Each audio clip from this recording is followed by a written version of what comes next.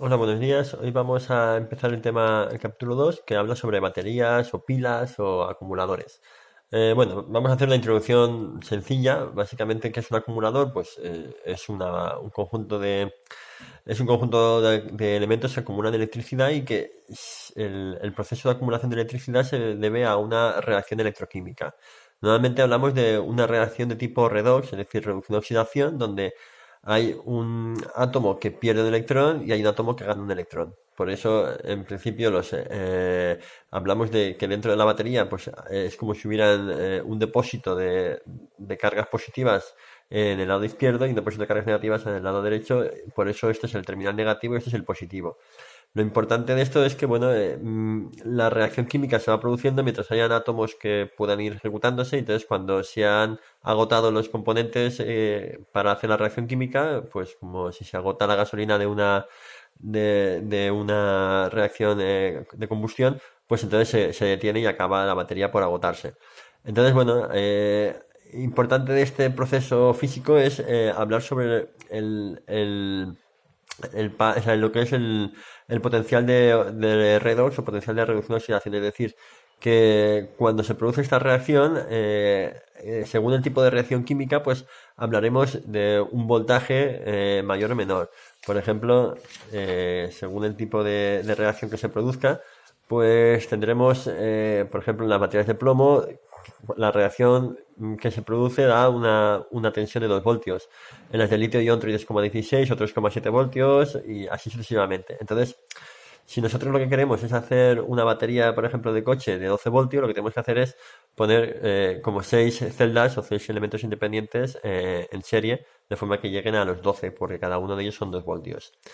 Bueno, como veremos, las baterías las podemos acumular en dos tipos, o sea, podemos clasificarlas en dos tipos, primarias o secundarias, según si son recargables o no. Es decir, si nosotros le aplicamos, bueno, en principio aquí pone la batería 12 voltios, y nosotros cuando se agota le aplicamos un voltaje un poquito superior a los 12 voltios para que se realice la reacción química de forma inversa, lo que hacemos es recuperar los elementos iniciales y volvemos a tener los elementos disponibles para los componentes para hacer la reacción química. A ver, lo interesante o las características que tenemos que tener en cuenta de una batería o de una pila, es por un lado su voltaje nominal, por otro lado su capacidad. La capacidad básicamente es la cantidad de electricidad que es capaz de aportar. Podemos hablarlo en coulombios, pero lo más habitual cuando hablamos de la medida de una batería es amperios hora o miliamperios hora. Entonces, bueno, de todas formas, esto de la capacidad de una batería es una cosa muy variable, porque depende de muchos factores. Por ejemplo, depende de la temperatura. Aquí tenemos una tabla, bueno, no se ve muy bien, pero eh, a 25 grados la capacidad de la batería es el 100%. Conforme disminuye la temperatura, por ejemplo a 0 grados, pues estamos ya en 85% de capacidad. Es decir, la temperatura es uno de los factores que afecta. Luego también pues el envejecimiento de la batería, según el tipo de recargas que se han ido haciendo, si se han hecho recargas correctas o incorrectas, pues le da mayor durabilidad a la batería. Así que, bueno, el tema de la carga teórica pues es un poco variable.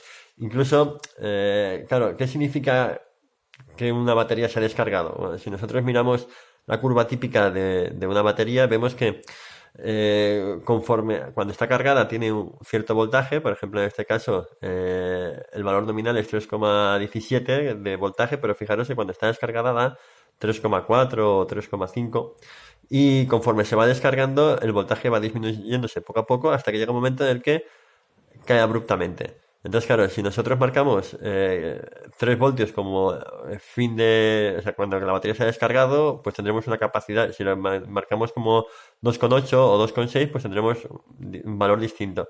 En este caso la curva no se nota mucho, pero hay otras curvas que son mucho más acusadas, y entonces el valor de voltaje nos marca, o sea, el valor de voltaje mínimo nos marca la capacidad también de la batería, y irá cambiando. Por otro lado, también depende el modo de descarga, o lo que se llama la intensidad de descarga. No es lo mismo descargar la batería lentamente que con mucha velocidad. Según la velocidad de descarga, pues el fabricante suele dar una capacidad. Por ejemplo, 200 miliamperios hace 10 o 250 miliamperios hora hace 100. ¿Eso qué significa? Si se descarga en 10 horas dará esta capacidad, pero si se descarga en 100 horas, pues dará esta capacidad.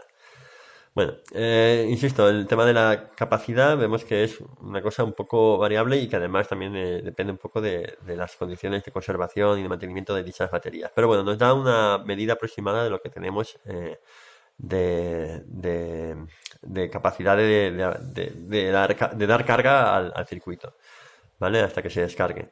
Bueno, en cuanto a los tipos de baterías que tenemos, básicamente hay tres grandes grupos: las de plomo, que son las que se gastan en la automoción; las de ion litio, que se gastan mucho en el tema de móviles y portátiles; y luego las alcalinas o de níquel cadmio. Entonces, bueno, aquí tenemos algunos ejemplos de todas ellas son de alcalinas níquel cadmio. Pues esto, este es el modo AA, este es el AAA. Estas son las típicas de 9 voltios, bueno, estas son de 1,5, estas son de 12. Bueno, distintos modelos de baterías en general son las que vamos a ir utilizando para alimentar nuestros circuitos electrónicos. Bueno, antes de continuar, quería mostrar el hecho de, pues eso, de que lo que es el voltaje que tiene una batería. Esta en principio es una batería oficialmente de 9 voltios. Si medimos el voltaje real, pues me sale, bueno, al revés, sería el positivo con el positivo, me sale 9,41. Fijaros que el voltaje es ligeramente superior al que marca nominalmente. Cuando empieza a funcionar, según la intensidad de descarga, pues baja el voltaje más o menos debido a la resistencia interna. Si cogemos esta otra, por ejemplo, pues me está dando un voltaje de 7,46. Esto indica claramente que esta ya está descargada, ¿vale? Y lo mismo, por ejemplo, con esta de 5 voltios, de 1,5 voltios, pues vemos que el voltaje que me está dando es, a ver si lo cojo bien, eh, un segundo, que haga bien buen contacto, 1,59 voltios, a pesar de que oficialmente, nominalmente me marque 1,5.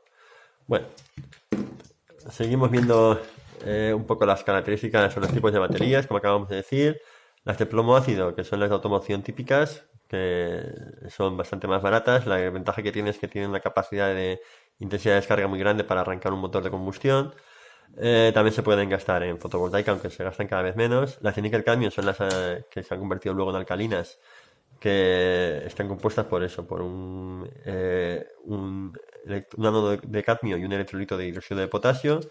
Y bueno, estas son fácilmente recargables. Y luego tenemos las de ion litio, que son las que se gastan en móviles. Fijaros que tienen estas una sola celda 3,7 voltios, lo que permite diseñar baterías con una única celda y no tener que hacer elementos en serie o paralelo para acumularlo.